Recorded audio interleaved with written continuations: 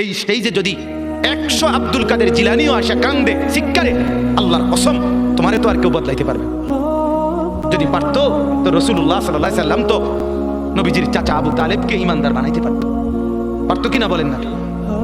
কি পরিমাণ কাঁদা কাঁদছে নবী সাল্লাল্লাহু আলাইহি সাল্লাম আবু তালেবকে কালেমা পড়াবার জন্য, কি পরিমাণ কাঁদছে, চেষ্টা করছে। শেষ মুহূর্তে বলছে চাচা চাচা কালেমাটা পড়েন না চাচা। বলছে না, মানুষের কাছে বেইজ্জতি হব, পড়বো না, মানুষ লজ্জা দিবে। আল্লাহ নবী সাল্লাল্লাহু আলাইহি সাল্লাম বলছে কানে কানে বলেন, আমি কাউকে শোনাবো না, আমি শুধু হাসরের মাঠে বলবো, মৃত্যু পর্যন্ত চাচা ওয়াদা দিলাম জগৎবাসীকে শোনাবো না আপনি ঈমান আনছিলেন। কানে কানে কোন আবু তালেব বলছে না, কানে কানেও বলবো।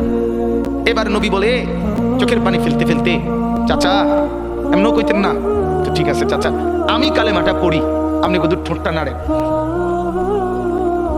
আপনি শুধু ঠোঁটটা নাড়বেন, আমি হাসরের দিন বলবো মাওলা আমার চাচা কালেমা পড়ছিল এই জন্য ঠোঁট নাড়ছে, এর সুযোগ দেন।